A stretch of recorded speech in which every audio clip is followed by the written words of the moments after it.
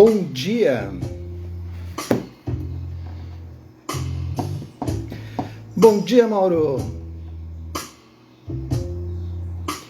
Oi, Lucilena, tudo bem? Oi, Cris, tudo bem? Ana Paula, bom dia! Oi, Silvia!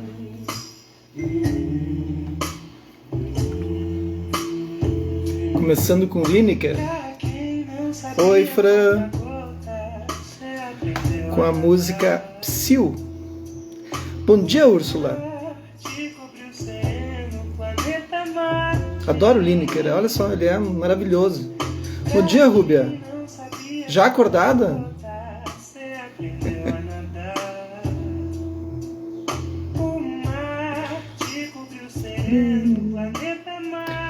Então tá aí o Lineker. Vou esperar um pouquinho mais o pessoal chegar. Bom dia, Rossana, tudo bem?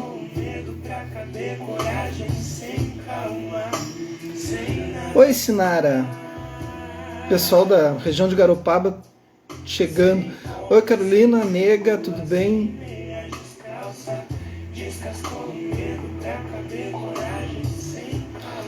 Quem está chegando agora, a gente está ouvindo Lineker, Psyu. Agora dá uma embaladinha, olha só. A música popular brasileira é muito rica, né? Tem muitas nuances, assim. A gente pode ouvir de tudo um pouco. É maravilhoso. Olha só. Então tá feito. Vamos para o que interessa. Dá um pausa aqui. Então a gente está lendo aqui. A gente está lendo No Coração da Vida, né? Já agora são os ensinamentos da Tenzin Palmo, editora Luz da Letra.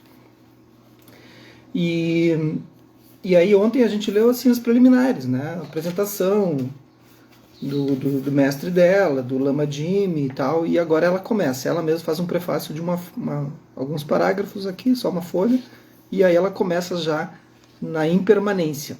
E vamos lá, vamos entrar direto já nos ensinamentos. Então ela falando agora. Quando retornei para a Índia, em meados de 1990, após uma longa permanência na Itália, para quem leu Caverna na Neve comigo, vocês lembram que ela vai para a Itália e fica encantada, né, em Assis. Os lamas superiores do mosteiro de Tachijon pediram-me que abrisse um convento. Perguntei à sua santidade o Dalai Lama o que ele achava e ele sugeriu, com muito otimismo, que eu dedicasse 2 anos a isso, antes de voltar para o retiro. Assim, decidi assumir a tarefa. E enquanto escrevo esse texto em 2010, o convento floresce com mais de 70 monjas, embora os prédios ainda não estejam todos prontos. Então, se vocês olharem ali Tachijon, depois no final do livro tem indicações do convento e tal. E está construído já o monastério dela, está bem bonito assim pelas fotos. De início foi muito difícil saber como começar a angariar interesse e fundos para um convento. Não sou um Rinpoché encarnado, nem sequer sou tibetana. Além disso, tenho um corpo feminino. Vocês lembram, né, que para quem leu Caverna na Neve, ter um corpo feminino dentro do budismo tibetano era uma desgraça, né? E ela vai lá e rompe com isso, né, porque não fazia sentido esse machismo, né, e não faz sentido, dentro de uma tradição patriarcal. Visto que não posso conceder iniciações ou bênçãos, o que eu poderia oferecer de útil? Comecei a dar palestras sobre o Dharma, compartilhando a experiência da prática espiritual com plateias compostas predominantemente por pessoas leigas com família, emprego e uma vida social normal. É muito diferente dos tempos em que o Dharma era transmitido principalmente em encontros monásticos. Ao viajar pelo mundo, porque isso da prática de meditação, da prática de ensinamento, de transferir o Dharma, nos sutras, né, no Cânone Pali, está descrito que o Buda, ele só dava ensinamento para os monásticos, né, só para os monges dele, né, para os bhikkhunis, e para as bhikshus, né, para as mulheres e para os homens. E aí chegou um ponto em que ele, na época do Buda mesmo, ele vivo, ele começou a ordenar que os monges dessem ensinamentos também para os leigos, porque tinha muitos leigos que tomavam preceito, né? Tomavam 5 preceitos, e os monges tomavam 100 e tantos preceitos. Ao longo do tempo foi crescendo esses preceitos. Ao viajar pelo mundo, minha preocupação sempre foi com o Dharma. Como o Dharma pode ajudar as pessoas na vida cotidiana? Como o Dharma pode ser usado para iluminar a nossa vida e dar sentido à nossa existência? Pessoalmente, sinto que o mundo nunca necessitou tanto dos ensinamentos do Buda, dominados como estamos pela ganância, pela agressividade e pela ênfase na autossatisfação. Então aqui ela está narrando os 3 venenos, né, que são os 3 kleshas. Para quem estuda o budismo aí, esses são os 3 kleshas, né, a ignorância, a agressividade, a raiva, né, a ganância e os desejos, né. Então, mas no budismo também vocês vão encontrar às vezes 5 kleshas, que é ciúmes e orgulho, se não me engano. Tem até no Theravada são 10 kleshas, mas todos são derivados de ignorância, raiva e desejo, os 3 kleshas principais, ou 3 venenos da mente. Este livro inclui algumas palestras que proferi ao longo dos anos para plateias do Oriente e do Ocidente, unidas pelo desafio comum de fazer algo significativo de suas vidas dentro da sociedade que habitam. Não é um livro sobre práticas esotéricas ou métodos avançados de meditação. O conteúdo deste livro refere-se a praticantes comuns, preocupados em traduzir as instruções do Dharma para uma experiência de vida em andamento. Aqui muitas vezes eu falo em aula, e falo nas lives, enfim, nos encontros, nas jornadas que eu dou, palestras. As pessoas às vezes querem os ensinamentos mais profundos, assim, né? Já fiz iniciações, já tive ensinamentos bem profundos. E, na verdade, se tu não conseguir dominar os 3 kleshas, ignorância, raiva e desejo, de nada vai te servir ter os ensinamentos profundos. Eles batem numa parede, assim, chegam num ponto em que tu não avança absolutamente nada. Então, dominem isso, né? Se liberem disso. Aí sim, os ensinamentos profundos, eles não são mais profundos, nem secretos, como se diz no Vajrayana. Eles afloram porque eles afloram naturalmente. Tu mesmo não precisa de um mestre daí. Se tu conseguires acessar esses e dominar esses venenos mentais, o ensinamento ele acontece. Mas falando assim é fácil, né? Só que não. Um aspecto importante do Dharma trata da transformação de nossa mente e atitudes ordinárias em algo altamente positivo, que traga benefícios não só para nós mesmos, como para todos que tenham contato conosco. O problema básico que encaramos é como transformar uma mente cheia de pensamentos e emoções negativos, ganância, raiva, ansiedade, inveja e por aí vai, em uma mente mais pacífica e cordial, com a qual seja um prazer para todo mundo, inclusive para nós mesmos, viver. Este livro estabelece de forma simples alguns indicadores para ajudar praticantes comuns a usar o Dharma para levar uma vida mais significativa. Nossa mente, com seu fluxo incessante de pensamentos, memórias, opiniões, esperanças e medos, é nossa companhia constante, da qual não conseguimos escapar, nem mesmo em sonhos.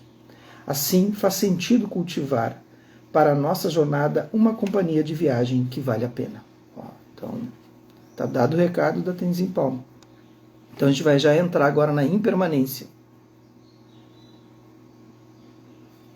que é o primeiro capítulo. Em uma história relatada nos Sutras, o Buda certa vez caminhava com os discípulos pela selva. Para quem leu comigo o Tishnarana, vai lembrar dessa passagem. Quando se inclinou, recolheu um punhado de folhas e disse às pessoas a seu redor: qual a quantidade maior, a de folhas na selva ou de folhas em minha mão? Os discípulos disseram: as folhas na selva são infinitas, e as folhas que você está segurando são bem poucas. O Buda disse: isso é análogo a quanto eu realizei e quanto estou falando a vocês. Ainda assim, o que estou falando é tudo de que vocês precisam para atingir a liberação. Devemos entender que de toda a vastidão de conhecimento que obteve, quando sua mente abriu-se por completo, com a experiência da iluminação, o Buda selecionou os elementos mais essenciais, os mais importantes, a fim de nos liberarmos deste reino de nascimento e morte. Eu estudei alguns livros, enfim, gravados, e E ele narra que tem um período que ele fica 6 anos, logo que ele se ilumina, ele fica 6 anos dando os mesmos ensinamentos. Assim, depois ele passa 12 anos aumentando a complexidade dos ensinamentos. E assim ele vai indo, né? Porque por 40 e tantos anos ele ficou ensinando. Então ele não chega e dá todos os ensinamentos de cara, assim, ele vai aos pouquinhos. Pouquinhos é tipo anos, dando os mesmos ensinamentos. Ele começa com as 4 nobres verdades, né? No início de sua missão, e com a roda da vida, Niroda. No início de sua missão, o Buda enfatizou as chamadas 3 marcas ou 3 sinais da existência, que são 3 características de toda a nossa experiência, que negamos de modo habitual e persistente. As 3 marcas do Dharma, né? Ou os 3 selos, vocês vão encontrar, muito raramente vocês vão encontrar algumas que falem sobre Trilakshana, que são as 3 marcas. No Mahayana são 4 marcas, porque inclui o Nirvana como 4º selo. Então a primeira marca é impermanência, e daí tem Dukkha e Anatman, mas a gente vai explicar aqui. O primeiro sinal de existência é a insatisfação, né? A insatisfação que é Dukkha. A vida como normalmente levamos, de um jeito confuso e muito perturbado, não é satisfatória. Isso é Dukkha. Vocês já ouviram nessa? É D-U-K-K-H-A, né? Dukkha. Dukkha é o oposto de Sukha, que significa conforto, prazer, tudo transcorrendo numa boa. Não significa exatamente felicidade. É mais uma noção de as coisas andarem suavemente. E Dukkha é o contrário disso. É desconforto. E quando as coisas não andam do jeito que queremos, mas é claro que as coisas desenrolam-se do jeito que são, quer gostemos ou não. Essa insatisfação subjacente é uma das principais qualidades de nossa existência como seres não iluminados. Então esse é o primeiro selo, que é Dukkha, que é insatisfação. Quando o Buda fala disso, ele depois foi traduzido para o português como sofrimento, e aí se entendeu que tudo é sofrimento no budismo, e acharam que o budismo é uma coisa pessimista. Na verdade, o Buda não disse isso, ele disse que tudo está em desequilíbrio, né? Porque Dukkha, esse Dukkha que tem na palavra, significa eixo. E então ele observava uma carroça passando e viu que o eixo estava fora, estava desalinhado e gerava um desconforto no carroceiro. Então, a vida estando desalinhada, em desequilíbrio, nos causa um desconforto, né? Aquilo que a gente chama de realidade. O segundo sinal da existência é a impermanência. Para quem gosta de termos em sânscrito, é a Nitya. O terceiro sinal da existência é que nada possui autoexistência em si. Anatta. Não está escrito isso aqui, gente, tá? Mas eu vou falando para vocês irem se acostumando com esses termos. Anatta, a existência de um não eu. Então, aí, agora eu vou ter que... Nem que hoje a gente leia menos.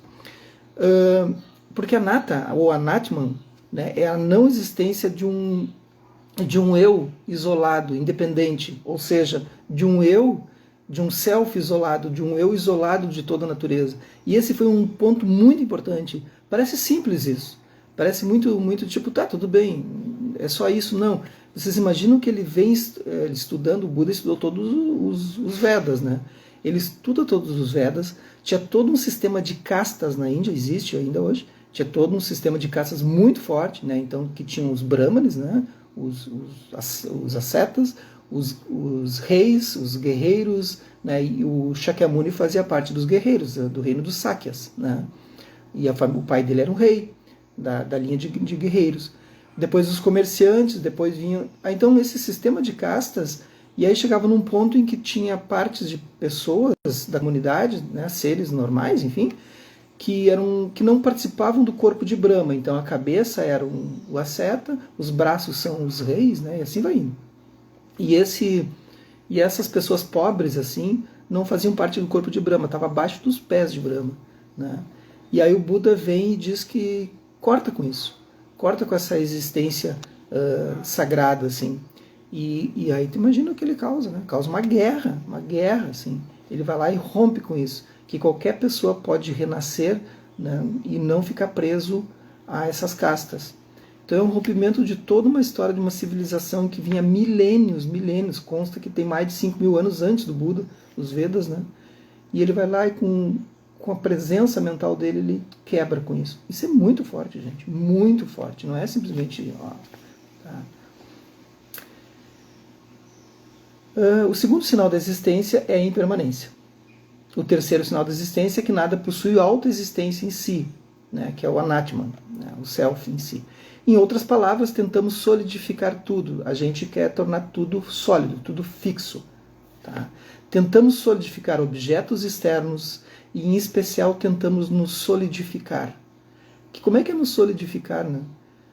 Quer ver um exemplo? Vocês levantaram agora pela manhã e parece uma coisa que a gente faz natural. Assim. A gente levanta, tá? Vai lá, começa a escovar os dentes, começa a se arrumar, e ao se arrumar tu imediatamente começa a pintar, enfim, o rosto, os olhos, começa a arrumar o cabelo, né? Os homens começam a fazer a barba, ou os homens começam a passar também alguma coisa, né? Não tem essa de homem e mulher, mas enfim, tu começa a transformar a tua existência. O que tu está fazendo? Tu está solidificando uma imagem para ti e para os outros. Tu solidifica aquilo como sendo, esta é a minha imagem. Né? E ela tem que, quando tu olha para o espelho e aí tu vê no teu hipocampo que ela está igual àquela imagem do hipocampo, aí tá, pronto, esse sou eu. Né? Só que tu não entende que aquilo é impermanente. Né? E aí tu vai lá e corrige as rugas, passa um hidratante, passa não sei o que, e tem que estar tudo igual. Né? O tempo todo não vai estar tudo igual. É impossível. Se tu não entender a impermanência, tu vai sofrer sempre. De modo quase automático, criamos um cerne aparentemente sólido que chamamos de eu e colocamos tudo a girar à sua volta. Eu preciso que tudo fique certinho para que esse eu exista, entende? Eu preciso que as coisas continuem girando de uma forma que eu consiga compreender e que elas não saiam do seu alinhamento, porque senão parece que eu perco uma ideia de existência. Eu deixo de existir se as coisas não estão funcionando de acordo. Eu penso isso, eu sinto isso, eu sou isso, isso é meu, isso é quem sou. Normalmente não nos perguntamos, quem é esse eu?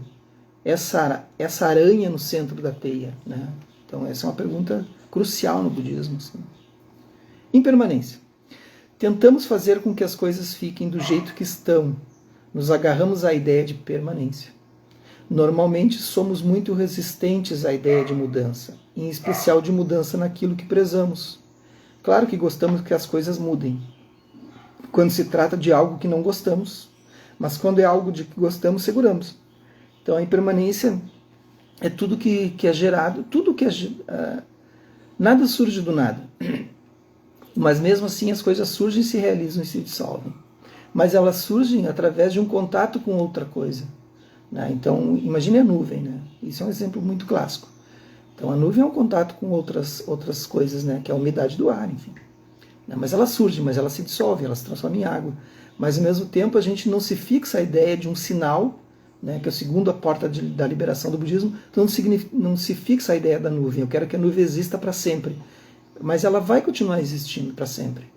Né? De alguma forma, ela vai continuar se transformando. A gente que não tem essa noção, mas a nuvem em si não existe mais para sempre. Existe a transformação da nuvem. Qualquer coisa que seja gerado por elementos compostos, e tudo é gerado por elementos compostos, vem com um aplicativo dentro de si de autodestruição o tempo todo. Então tudo, gente, na vida vai se autodestruir, que nem no filme Missão Impossível. Né? Tudo isso aqui vai se destruir em 5 segundos. Existem vários níveis de mudança, é claro.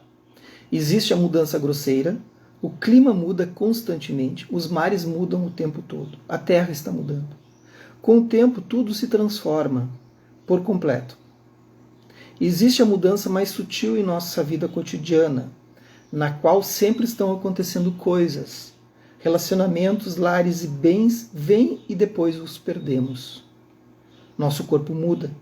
No princípio, somos seres minúsculos, indefesos e vulneráveis. E então crescemos, amadurecemos, envelhecemos e morremos. Então muitas vezes a gente tem a ideia da permanência, da impermanência como sendo uma coisa muito ruim. Mas se não existe impermanência, não tem vida. É impossível a vida. É impossível o amadurecimento, é impossível uma flor, uma semente se transformar em fruto. A impermanência, tô querendo ou não, ela vai continuar acontecendo. Mas a gente quer deixar permanente, porque é permanente, o que é permanente? Né? Que os filhos continuem em casa com a gente, não saiam estudar fora. Né? que o nosso emprego continue sendo bom, que a nossa relação continue sendo maravilhosa. É esse apego que a gente tem. Então, o problema da gente é que a gente sofre com o nosso estado de querer agarrar coisas que são naturalmente fenômenos impermanentes como permanentes. Mas, é claro, eu falo isso como se fosse fácil fazer isso, né? Mas não é fácil. Mas é a verdade. E existe a mudança momentânea, ainda mais sutil. Na verdade, nada permanece igual por 2 instantes de tempo. A vida é como um rio, sempre fluindo. Heráclito, o filósofo grego, disse que nenhum homem pisa no mesmo rio 2 vezes. Mas a verdade é que o mesmo homem nunca pode pisar 2 vezes no mesmo rio. Tudo está mudando, por isso sofremos. A vida é insatisfatória, porque está sempre mudando. Não tem o cerne sólido que sempre esperamos agarrar. Queremos segurança e acreditamos que nossa felicidade reside em estarmos seguros. E assim tentamos tornar as coisas permanentes. Escolhemos casas que parecem muito permanentes e então as mobiliamos. Investimos em relacionamentos que esperamos durarem para sempre. Temos filhos e esperamos que eles também possam consolidar essa ideia de identidade, de algo que seja constante. Temos filhos e amamos nossos filhos, de modo que nossos filhos nos amarão, e isso será assim por muito, muito tempo, durante toda a nossa vida. Nossos filhos são a nossa segurança. Mas não existe segurança nisso, porque a segurança é muito insegura. A verdadeira segurança provém apenas do conforto com a insegurança. Ficarmos à vontade com o fluxo das coisas, ficarmos à vontade ao estarmos inseguros, essa é a maior segurança, pois nada pode nos tirar do prumo. Enquanto tentamos solidificar, parar o fluxo da água, represá-la, manter as coisas do jeito que elas são, porque isso nos faz sentir seguros e protegidos, estamos enrascados. Essa atitude vai direto de encontro a todo o fluxo da vida. Tudo muda, de momento a momento, a cada momento. Até na física aprendemos que objetos que parecem sólidos e estáveis, na verdade estão em estado de movimento constante. Os objetos não são estáveis, não permanecem fixos e imutáveis, embora nossos sentidos nos deem essa impressão distorcida. Olhamos uns para os outros. Vejo você hoje, e amanhã você parecerá o mesmo para mim. Mas você não será o mesmo. Tanta coisa aconteceu, mesmo em nível celular, ao longo desse tempo.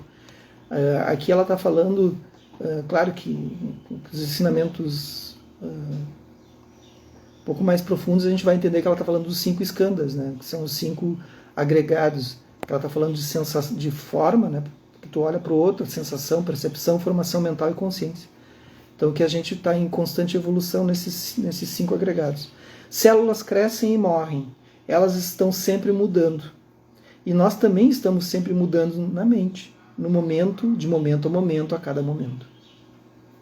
Embora tentemos solidificar as coisas e mantê-las do jeito que sempre foram, não podemos fazer isso.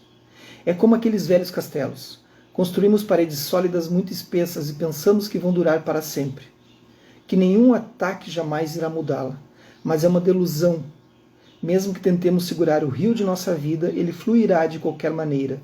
Não podemos segurar o rio nos agarrando a ele. O jeito de pegar o rio é segurar muito de leve. Agora ela falou aqui de castelo e de pedra, enfim, de muro. Tem uma coisa que está acontecendo na arquitetura contemporânea nos últimos 10, 15 anos com mais frequência, assim, e agora, então, um boom. A gente não tem tanto isso, assim, a gente tem pequenos respingos, porque a gente está num país que tem uma limitação arquitetônica muito, muito grande. Agora falando como arquiteto. Tem uma limitação de construção de materiais extremamente grande. Nós estamos uns 40 anos atrasados, assim, em relação aos países da Europa, Estados Unidos, enfim. Os materiais aqui são muito caros. Mas a ideia da arquitetura é que a arquitetura chegou num ponto que está tentando fazer com que as coisas sejam eternas e sem modificação, como se fosse tentar segurar aquilo permanente para o resto de uma era, assim, né? Como? Né? Tu vê aqueles projetos tipo Zaha Hadid, vocês não pode ser que não soem para vocês como nada, mas aqueles projetos que são totalmente fluidos, orgânicos e com material tão liso, que é impossível aquilo se diluir, aquilo lá vai levar 500, 600, 1000 anos e a gente, né, vai estar olhando aquilo sempre igual, assim, né, feitos de carbono, feitos de materiais que a gente nem tem acesso, né, e eles são totalmente lisos. Um exemplo disso que respinga para nós é o porcelanato, né? Tu olha para aquilo assim, parece que ele está sempre igual, perfeito, né? E a vida não é assim. Aí tu vai vendo que a gente vai alterando com o tempo, nós vamos mudando, a gente vai criando rugas, os cabelos vão branqueando e tudo mais, e a pele vai caindo, né? E a gente vai envelhecendo e a gente olha para aquilo, aquilo não envelhece nunca, né? Há uma relação assim muito desonesta com o ambiente criado. Né? A casa ela precisa envelhecer, ela precisa ter uma desarrumação natural, assim, ela precisa ter as trincas, né, naturais da casa. Ela tem que estar envelhecendo com a gente, a textura dela envelhecendo com a gente. Né? As pessoas querem passar massa corrida na casa o tempo todo, tirar as fissuras e não sei o quê. Deixa a casa envelhecer contigo. Entende? Não é necessário sofrer. Quando sofremos porque nossa mente é deludida e não vemos as coisas como realmente são. Delusão significa acreditar na ilusão. Temos medo de perder, e sentimos dor quando perdemos. Mas a natureza das coisas é vir a existir, durar por um tempo e acabar. Ou seja, as coisas surgem, se realizam e se dissolvem. Nossa cultura considera a questão de perda muito difícil. Nossa cultura é muito boa em pegar. Nossa cultura de consumo, especialmente hoje em dia, é toda voltada apenas para pegar. Jogamos fora coisas de ontem mesmo, que ontem mesmo estavam na moda, mas que não estão mais na moda hoje, para pegarmos outra coisa nova. Entretanto, não temos essa atitude em relação ao nosso corpo ou ao corpo dos outros. Não achamos que nós também precisamos ser reciclados de tempos em tempos, mas precisamos. É irônico que em nossa sociedade todo mundo fale abertamente sobre sexo, que em outras sociedades é um grande tabu. Contudo, em nossa sociedade o grande tabu é a morte. Fui criado em uma família espiritualista. Minha mãe era espiritualista e realizávamos sessões em nossa casa todas as semanas. Na minha casa, a morte era um assunto diário, era um tópico sobre o qual falávamos com grande dose de entusiasmo e interesse. No Caverna da Neve ela narra bastante episódios desses. Não era mórbido. E nas poucas ocasiões da minha vida em que realmente pensei, estou prestes a morrer agora, a reação seguinte sempre foi, vamos ver o que acontece. Creio que seja porque quando eu era criança, a morte era um tema aberto. Sou profundamente grata a isso porque falar da morte em nossa sociedade geralmente deixa as pessoas desconfortáveis. Não aceitamos que tudo que vem a existir dura um tempo e depois acaba. Mas o ciclo é esse. Em nossos relacionamentos vivemos divididos entre a esperança e o medo, porque seguramos com muita força, com muito medo de perder. Tudo está fluindo, e esse fluxo não é composto apenas por coisas externas, inclui os relacionamentos também. Alguns relacionamentos duram um longo tempo, outros não. É assim que as coisas são. Algumas pessoas permanecem aqui por um longo tempo, outras partem muito rapidamente. E é assim que as coisas são. Todo ano, milhões e milhões de pessoas nascem e morrem. No Ocidente, nossa falta de aceitação é deveras espantosa. Não aceitamos que um dia possamos perder qualquer uma das pessoas que amamos. É muito comum sermos incapazes de dizer a alguém que esteja morrendo: somos tão felizes por ter tido você conosco, mas agora, por favor, siga em frente. Em uma jornada muito feliz e segura. É essa negação que causa dor. A impermanência não é de interesse apenas filosófico, é de interesse pessoal. Somente quando aceitarmos e entendermos profundamente em nosso ser que as coisas mudam de momento a momento e nunca param um instante sequer, só então conseguiremos soltar. E quando realmente soltamos dentro de nós, o alívio é enorme. Às vezes a gente se prende a coisas assim como o ego, como uma imagem fixa da gente, e é um alívio quando a gente solta, né? Então, tentem soltar, façam um exercício da impermanência, soltando pequenas coisas. Pode começar com coisas materiais, né, desapegando, já é um processo, entendendo. Soltem, comecem a fazer a prática de impermanência, soltando velhos hábitos, né? Comecem isso, soltem velhos hábitos, deixem eles irem embora, né? Deixem eles passarem, soltem alguma coisa que incomoda vocês. Então já é uma coisa assim, isso já está treinando o tempo todo. Soltar, né? Solta. As pessoas pensam que se alguém é desapegado é frio, mas isso não é verdade. Qualquer um que encontre grandes mestres espirituais realmente desapegados ficará impressionado com o afeto deles por todos os seres, não só aqueles dos quais gostam ou quem se relaciona. O desapego libera algo muito profundo dentro de nós, porque libera aquele nível de medo. Todos nós temos muito medo. Medo de perder, medo da mudança, uma incapacidade de simplesmente aceitar. Desse modo, a questão da impermanência não é apenas acadêmica. Então amanhã a gente continua. Eu ia ler mais uma página, mas já chegou 7 horas. A ideia é manter 30 minutos para vocês não cansarem, tá bem? E amanhã a gente continua em permanência e finaliza. Ok? Bacana, né? Vocês já tinham ouvido isso, quem não é do budismo aí. Ah, mas é óbvio que as coisas terminam. Sim, é óbvio, mas a gente pratica isso. Tu solta isso, tu solta velhos hábitos, tu solta as coisas que estão incomodando, tu consegue desapegar de alguma coisa. Né? Pensem nas coisas que estão te prendendo. Não peguem algo muito difícil, tá? Peguem algo simples, assim. Diz, olha, eu vou começar por algo simples, depois vai aumentando, assim, né? Para que a nossa mente comece a se acostumar devagar, assim. Isso é uma prática de meditação, tá? É uma prática vipassana, tá bem?